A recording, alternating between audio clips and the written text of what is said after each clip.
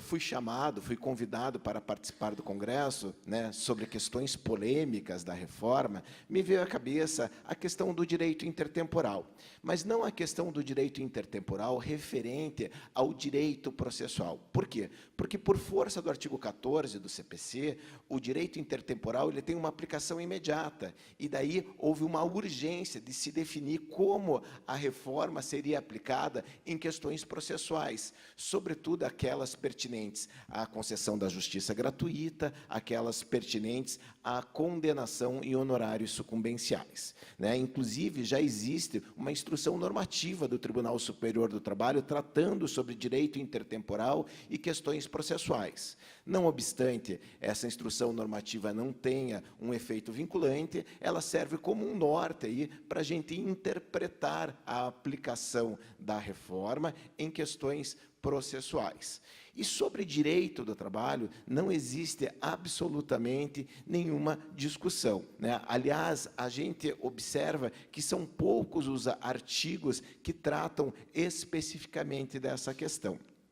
Daí que o tema que eu escolhi foi esse, né? Tratar da questão de direito intertemporal no direito material. Então, vamos lá. Então, quais são as fatispécies referentes à aplicação da nova regra no direito material? Nós temos 3 fatispécies: a facta pretérita, a facta pendência e a facta futura. O que é a facta pretérita? São aqueles contratos que se desenvolveram e se encerraram ao término, ou melhor dizendo, antes do advento da nova lei.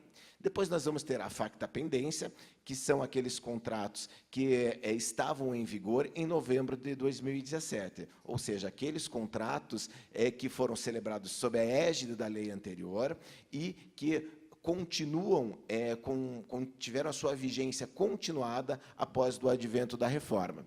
E a facta futura, que são aqueles contratos que serão celebrados ou que foram celebrados após o advento da Lei 13.467 de 2017, ou seja, após a reforma. Em relação à facta pretérita, não há discussão. Por quê? Porque para os contratos celebrados antes da reforma, antes do advento da Lei 13.467 de 2017, aplica-se a lei antiga. Em relação à facta futura, né, aqueles contratos celebrados após novembro de 2017, aplica-se a lei nova, ou seja, a Lei 13.467 de 2017. Mas a grande preocupação vem na facta pendência, ou seja, aqueles contratos que em novembro de 2017 se encontravam em vigor e que tiveram a sua continuidade após o advento da reforma, após o advento da Lei 13.467 de 2017. E aí, a partir, né, dessa fatispécie, surgem os seguintes questionamentos. Como se comportam os contratos vigentes em novembro de 2017 diante da alteração trazida pela reforma trabalhista? Como fica, na prática, a reforma trabalhista que, em diversos pontos, retrocedeu e retirou direitos? Para a gente responder a esses questionamentos, nós temos que fazer uma análise profunda. Por quê? Porque o direito intertemporal não é uma novidade no direito material brasileiro, né? Nós temos até um Código Civil que é relativamente recente, que data de 2002. E, obviamente, o Código de Processo Civil também foi discutido em termos de direito intertemporal, ou seja, como ficariam aqueles contratos que foram celebrados antes do novo Código Civil. E aí nós temos algumas teorias, né? Fiz uma pesquisa profunda para verificar como que se entendiam, quais eram as teorias existentes acerca da aplicação do direito intertemporal e especialmente o direito intertemporal do trabalho.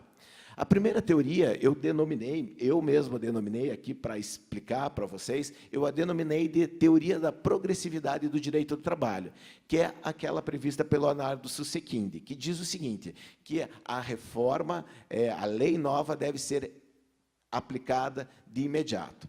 Mas é muito interessante, porque apesar do professor Arnaldo Suseguinte dizer que há necessidade de aplicação imediata da nova lei, existe no seu ensinamento a referência a dois teóricos, né, o Paul Roubier e o Carlos Maximiliano. O que diz o Paul Roubier? A maior parte das leis trabalhistas deve ser considerada como relativa ao estatuto legal, o estatuto da profissão, e em outros termos, o legislador, em diferentes condições dos contratos, regulamenta diretamente a situação dos trabalhadores. Essas leis atendem aos trabalhadores como tais e não como contratantes. Então, observe que o Paul Roubier, né, ele já diz o seguinte, não, que no contrato de trabalho, nós temos uma outra figura, que não é o simples contratante, mas é o trabalhador. Depois disso, temos os ensinamentos do Carlos Maximiliano, que nada mais faz do que se referir à própria teoria do Paul Roubier. Ele fala o seguinte, que preceitos imperativos ulteriores, ou seja, posteriores à celebração do contrato de trabalho, inspirados pelo interesse social e pela necessidade de proteção ao trabalho, atingem os contratos de trabalho em curso, pois se referem ao estatuto legal da profissão. Tem em vista os homens como obreiros, não como contratantes. Assim acontece com as leis trabalhistas em geral.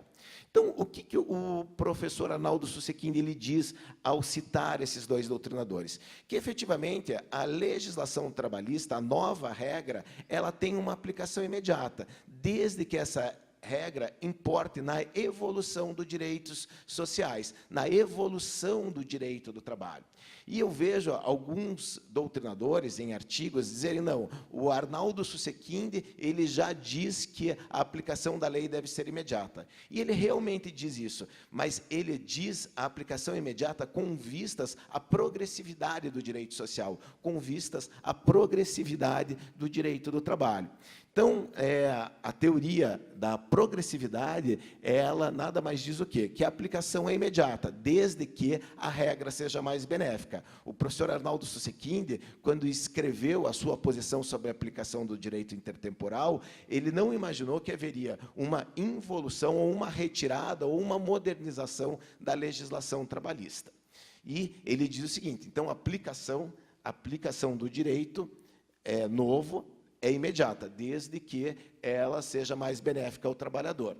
E esse princípio da progressividade, ele está previsto ali no caput do artigo 7º da Constituição Federal, que diz o seguinte, que são direitos dos trabalhadores urbanos e rurais, além de outros que visem a melhoria de sua condição social. Então, a gente observa o quê? Que o artigo 7º da Constituição Federal, em todos os seus incisos, ele prevê um patamar mínimo de direitos para o trabalhador. E nada impede que outros direitos sejam previstos, né? O artigo 7º contém aquilo que nós denominamos de conteúdo normativo mínimo do contrato. Então, essa teoria da progressividade se baseia exatamente no caput do artigo 7º da Constituição Federal. E o exemplo mais emblemático da aplicação dessa teoria no direito do trabalho no Brasil é a recente lei que tratou dos contratos de trabalhadores domésticos, a Lei Complementar 150/2015. Essa lei, ela ampliou significativamente os direitos dos trabalhadores domésticos, praticamente equiparando-os aos empregados, aqueles que eram regidos pela CLT. Houve uma emenda constitucional que alterou o parágrafo único do artigo 7º da Constituição Federal e, na sequência, veio a lei complementar regulamentando quais seriam os direitos dos trabalhadores, prevendo como que aquela alteração constitucional ela seria aplicada ao caso concreto. Então, a lei procurou regulamentar essa situação. Quando do advento da lei complementar 150/2015, não houve nenhuma discussão acerca da aplicação imediata. Por quê? Porque ela apresentava uma evolução no direito dos trabalhadores domésticos.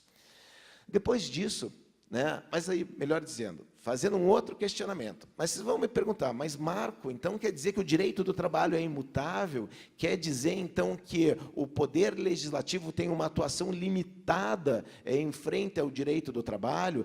Como que fica a função constitucional do poder legislativo?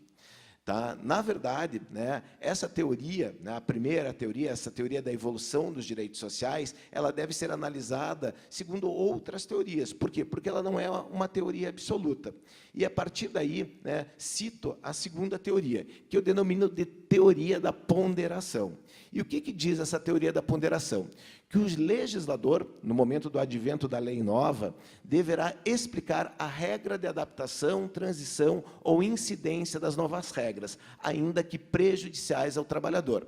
Essa teoria da ponderação, ela é defendida pelo argentino Miguel Sardenha e pelo espanhol Alonso Garcia.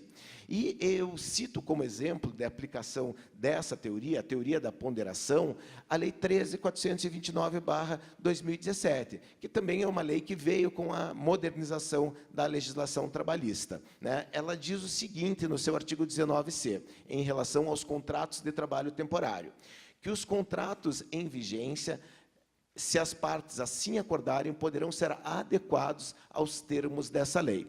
Então, observem que o legislador foi extremamente cauteloso em relação à Lei 13.429/2017. E por que foi extremamente cauteloso? Porque ele previu uma regra de transição. Essa Lei 429/2017, ela foi muito mais debatida no Congresso Nacional. Ela não foi feita assodadamente como foi a Lei 13.467/2017. E eu questiono a vocês, a Lei 13.467/2017 previu alguma regra de transição? Não previu nenhuma regra de transição. A regra de transição estava prevista no artigo 2º da medida provisória 808/2017. E essa medida provisória acabou não sendo votada no Congresso e ela perdeu a eficácia depois de 120 dias da data da sua edição. Então, observem, caríssimos, que essa teoria da ponderação, se for aplicada à reforma trabalhista, a gente vai ter o quê? Que não foi estabelecido, pelo menos nas regras da Lei 13.467/2017, nenhuma regrinha de transição. E que a medida provisória que previa essa regrinha de transição acabou perdendo a sua eficácia porque não foi votada no Congresso Nacional. Mas, evoluindo, tá? Vamos trabalhar daí com a terceira teoria, né, que é a teoria da condição mais benéfica, que ela é defendida pelo Pinha Pedreiro e pelo Guilherme Feliciano. Tá? E eles dizem o seguinte, que nem por ressalva do legislador deve ser admitida a aplicação da nova lei prejudicial ao trabalhador. Aqui, uma posição extremamente voltada aí para a defesa do direito do trabalho clássico, aquela ideia da aplicação da condição mais benéfica. Ou seja, se existe uma lei que estabeleceu uma condição mais benéfica, aquela lei agregou melhores condições ao trabalhador. Essa condição deve permanecer, não obstante a alteração legislativa.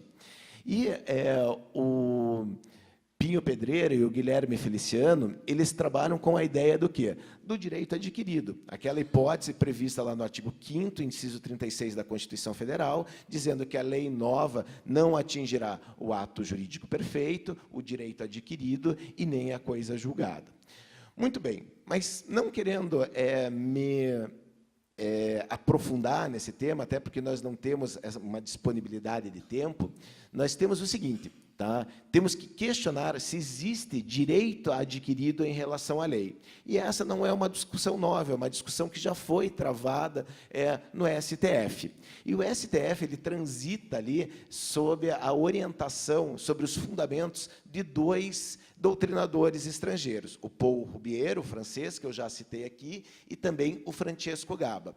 O Paul Roubier ele é um pouco mais garantista, e ele diz, dentro da sua teoria, através de uma explicação profunda sobre o que vem a ser direito adquirido, que existe, sim, direito adquirido em relação à lei. E o Francesco Gaba, ele reconhece o direito adquirido, mas ele diz o seguinte, que em determinadas situações não existe o direito adquirido, mas existe a mera expectativa de direito. E aí, o Francesco Gaba, né, através dos seus ensinamentos, que foram utilizados pelo STF, trouxe uma infinidade de decisões onde não se reconheceu o direito adquirido, mas se reconheceu uma mera expectativa de direito. E isso fica bastante claro nas decisões previdenciárias proferidas pelo STF. Né? A gente pode verificar pelas decisões do STF que, em diversas situações, né, aqueles segurados que foram que adentraram sobre um determinado regime da previdência mais benéfico e que depois, no decorrer do tempo, houve uma alteração do regime previdenciário através da edição de regras menos benéficas, se entendeu pela inexistência do direito adquirido, mas sim a mera expectativa do direito. Muito bem, mas para a gente verificar essa discussão, né, eu posso dizer o seguinte, que existe uma discussão, que existe controvérsia perante o STF acerca do que vem a ser direito adquirido. Né? Se a gente verificar lá as decisões, especialmente as decisões relativas ao direito previdenciário, fala-se na aplicação da teoria do Francesco Gava, fala na ideia de que existe uma mera expectativa de direito. Em outras situações, inclusive discussões sobre contratos que apresentam obrigações sucessivas, houve situações em que se reconheceu a teoria do Paul Rubiero, uma teoria mais garantista. Mas, então, existe o quê? Uma divergência no próprio STF. Mas o STF, recentemente, ele disse o seguinte, que apesar de existir essa discussão sobre se existe o direito adquirido ou não existe o direito adquirido, uma recentíssima decisão diz o seguinte, não cabe ao STF definir o que é direito adquirido. Afinal, dizer o que é direito adquirido, ou relatar, ou conceituar o que é direito adquirido é uma tarefa da legislação infraconstitucional. E, consequentemente, né, o STF sinaliza que cada tribunal, né, irá definir o que vem a ser o conceito de direito adquirido. E aí a gente tem que verificar, voltar os olhos para o TST, a fim de verificar como que o TST já tratou essa questão do direito adquirido. E aí eu cito algumas súmulas do Tribunal Superior do Trabalho. A súmula 51 é tratada aqui por mera analogia, porque ela não trata necessariamente de lei, ela trata de uma regra estabelecida no regulamento empresarial. E o que diz aí o inciso 1? As cláusulas regulamentares que revoguem ou alterem vantagens deferidas anteriormente só atingirão os trabalhadores admitidos após a revogação ou alteração do regulamento. Isso quer dizer o quê, caríssimos? Que nós temos aqui que aquele trabalhador que foi admitido sob um regulamento mais benéfico, né, aquelas regras previstas no regulamento, elas vão aderir por tempo indeterminado ao seu contrato de trabalho, e regras posteriores não poderão atingir aqueles direitos que foram adquiridos através de um regulamento mais benéfico. Depois disso, caríssimos, nós temos aqui, eu acho aqui a súmula mais perfeita aqui para a gente entender como pode ser o posicionamento do TST em relação ao direito adquirido, que é a súmula que trata da base de cálculo do adicional de periculosidade, que é a súmula 191, que diz o seguinte, só um minutinho, agora acabei não marcando, já estou terminando. A súmula 191, tá? A súmula 191 que diz o seguinte, que a alteração da base de cálculo do adicional de periculosidade do eletricitário atinge somente o contrato de trabalho firmado a partir de sua vigência, de modo que, nesse caso, o cálculo será realizado exclusivamente sobre o salário básico, conforme determina o parágrafo 1º do artigo 193. O que diz essa súmula? Tá? Ou, melhor dizendo, essa súmula diz respeito a qual fato-espécie? Né? Existia lá uma lei mais benéfica aos trabalhadores, aos eletricitários, ou seja, empregados das companhias elétricas, que previa que a base de cálculo do adicional de periculosidade era o seu conjunto remuneratório. Houve o advento de uma lei menos benéfica, e essa lei menos benéfica estabeleceu o quê? Que a base de cálculo para o eletricitário também deveria ser o salário base. E o que o TST disse?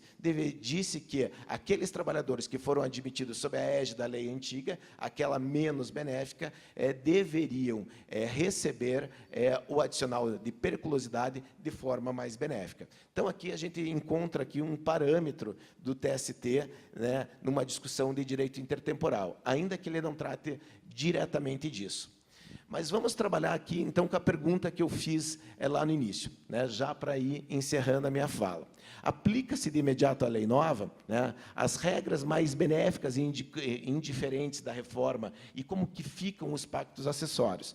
Entendo que aquelas regras mais benéficas, evidentemente, que se aplicam, aquelas regras indiferentes, elas devem ser aplicadas também. O que seria uma regra mais benéfica? A possibilidade de tripartição das férias, no interesse do empregado, a possibilidade do distrato, que era uma figura que não existia. O que é uma regra indiferente? A questão de desburocratização da relação empregado-empregador, como foi citado anteriormente pelo Luiz Fernando, que falou da desnecessidade de homologação da rescisão perante o sindicato ou perante a Superintendência Regional do Trabalho, então elas teriam aplicação imediata. Temos daí a questão do direito intertemporal, né, todos aqueles direitos que estavam previstos em súmulas e orientações jurisprudenciais com o advento da reforma, impõem ou o cancelamento dessa jurisprudência ou, então, a revisão da súmula. Então, não existe discussão sobre a aplicação da lei nova quando o entendimento se encontrava previsto na jurisprudência. Aplica-se imediatamente a lei nova. E aqui é muito interessante fazer uma notinha de rodapé. É dizer o seguinte, que a reforma nada mais é do que o contrário da jurisprudência do Tribunal Superior do Trabalho. A reforma, a sistematização da reforma, ela deve ter sido extremamente simples de fazer, porque pegaram lá toda a jurisprudência do TST e inverteram o entendimento do TST. Então, todo aquele entendimento, toda aquela construção jurisprudencial do TST que for contrária à reforma, a evidência não se sustenta. Caríssimos, então, o que eu gostaria de dizer? Tá? Que nós temos aí uma grande discussão pela frente, né? Eu acho que esse é um dos temas mais polêmicos da reforma, né? E aí gostaria de encerrar a minha fala citando alguns exemplos, alguns institutos e relacionando-os à aplicação do direito intertemporal. Questão de férias. A questão de férias, entendo que ela é mais benéfica para o trabalhador e que, portanto, a possibilidade de tripartição. Além do que, né, haveria também a ideia de que, quando existe lá um período aquisitivo de férias, um período concessivo de férias, e se eles já se encontram sob a égide da nova lei, a evidência é que se aplica a nova lei. A questão referente ao banco de horas. Vamos imaginar que exista um banco de horas que, até antes do advento da lei, ele foi regulamentado pela convenção coletiva, conforme previa, né, o artigo 59 da CLT. Cessado esse período de vigência do acordo ou da convenção coletiva de trabalho que previa o banco de horas, nada impede que se faça ele de forma individual. Por quê? Porque, cessado aquele negócio jurídico, o novo negócio jurídico será regulamentado pela legislação nova. Agora, deixa eu só encerrar dizendo aqui o exemplo do que eu entendo que não se poderia aplicar. Eu acredito que aquelas questões de composição salarial, que estabeleceram lá os prêmios, as gratificações, que acabou com o princípio da habitualidade, no que se refere à composição salarial, eu entendo que essas regrinhas da Lei 13.467 não poderiam retroagir para regulamentar o contrato. E por que isso? Primeiro, porque são cláusulas essenciais do contrato. Segundo, porque elas são menos benéficas ao trabalhador. E terceiro, porque existe ali um direito adquirido do trabalhador a ter como uma condição do seu patrimônio jurídico a aplicação do princípio da habitualidade. Então, caríssimos, é isso, né? Gostaria aí de agradecer a participação de todos e me coloco à disposição aí para esclarecer eventuais dúvidas, né? Esse é um tema polêmico, certamente aí vamos ter muitas discussões pela frente. Ali embaixo segue o meu e-mail, se alguém tiver algum interesse, quiser discutir isso mais aprofundadamente, fique à vontade, será um prazer, porque eu ainda estou num período de construção de entendimento. Muito obrigado.